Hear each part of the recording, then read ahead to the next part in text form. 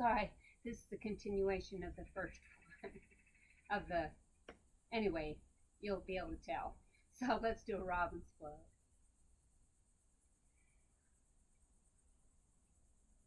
Now let's come into down dog, where we'll extend the right foot forward and lift the fingertips up to the sky, and then just fold. Feel yourself reaching. This is elongating the spine, but it's really enabling the core to be activated as well.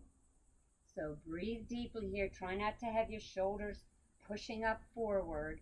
Think of anything, the shoulder blades coming down a bit. Remember, you can always bring your hands to cactus if you want. It's all about this long L-shaped line, right? And this is demanding of the core. It's demanding of a whole lot of things. Breathe deeply. Inhale to rise up. Exhale to Tadasana. Inhale, extend the left leg forward. Lift the arms up. And then without rounding the back, come forward. Bend the elbows if you need to.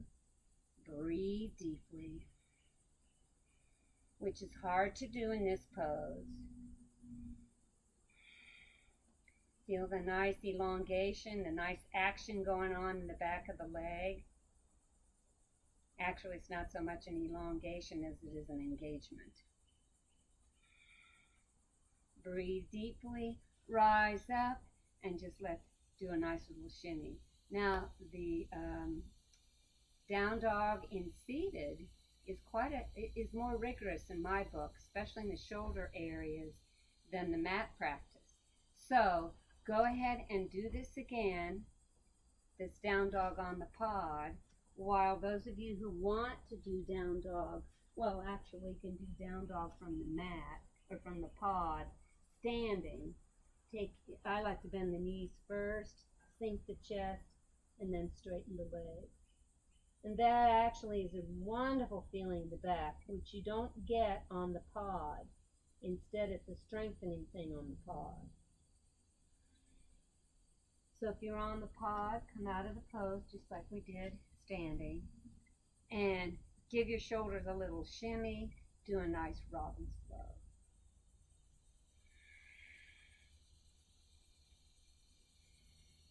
And I'm going to ask you to do that one more time.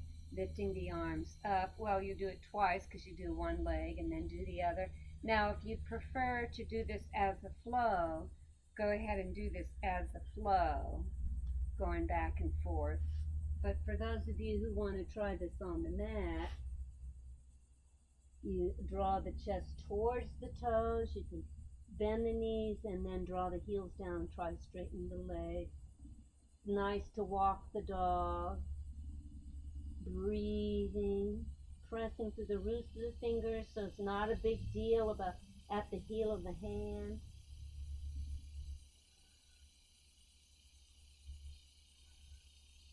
And then everyone return to Tadasana again. Just in case, bring the back of the hands for those of you who did this on the mat. And then we'll inhale, lift the arms up, and we'll do a nice side bending lunar or a spinal wave this way.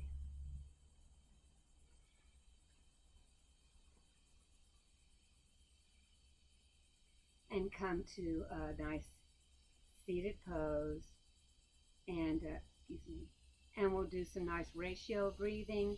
Let's do we've done 6 to 12. Let's try 6 to 12, shall we? If you feel better about doing 3 to 6, or depending on how fast your count is, you go ahead. It's always good to puff out the air first, and then inhale to 6. That's your number.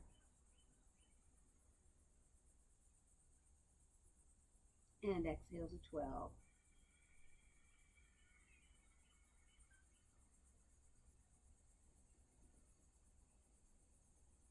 And we'll do a few more times.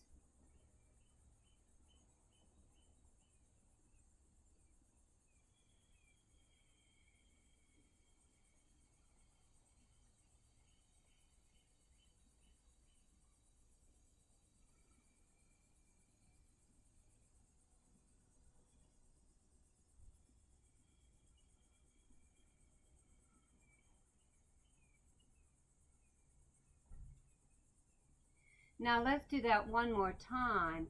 And at the end of each exhalation and the end of each inhalation, just do a little pause. You're not hunkering down or anything like that.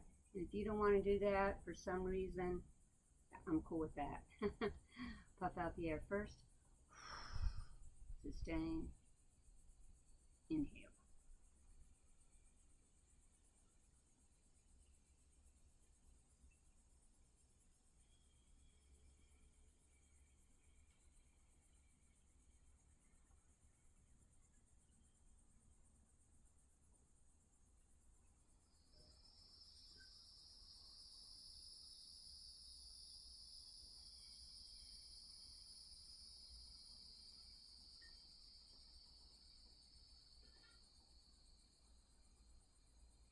Good. Now just let the breath be for a little bit. No ujjayi, just let it be. I'm going to return to being seated on the pod.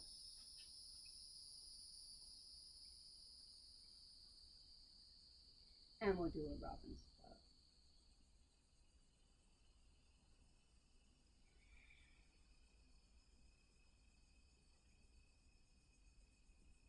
And now we'll do a few things for our appendages. Let's extend that right foot forward and bring pinky toe to pinky toe, or you can bring ankle to knee and fold on this if you'd like. And then grab wherever you want to on your leg. Every knees, shins up to the sky. Take it out to the side. Take your gaze to the left.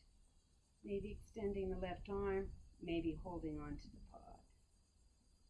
Inhale back to center, sit up tall and fold.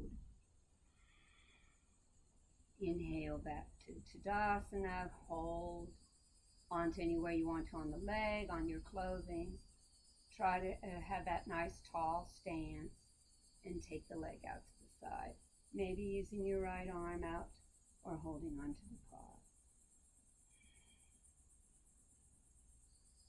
And we'll bring that ankle to the knee again, and we'll fold once more. Return to Tadasana and do a nice robin's flow.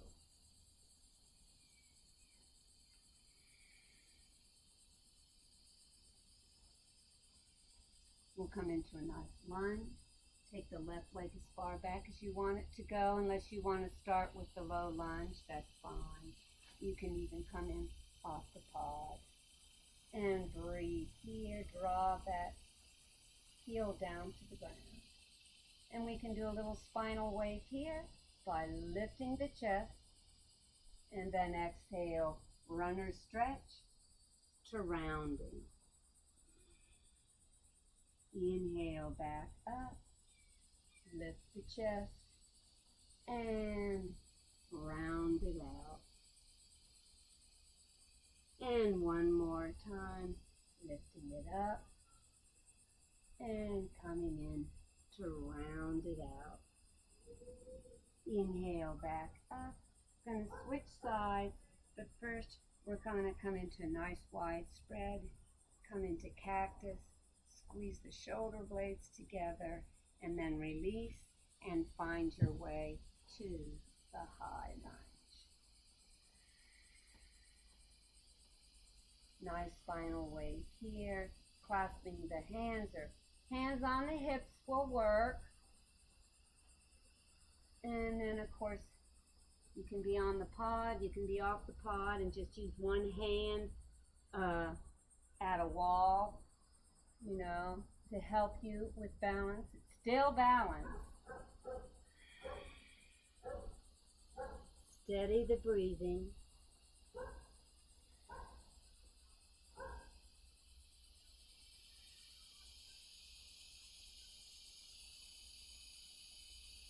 And then everyone find their way back to Tadasana, back into cactus once again. Squeeze the shoulder blades together and return to Tadasana. Give yourself a little shimmy. And we'll do robin's flow.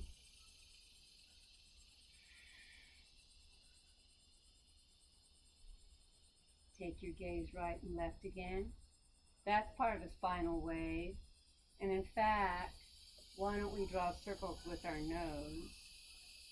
Make sure we've got resilience there.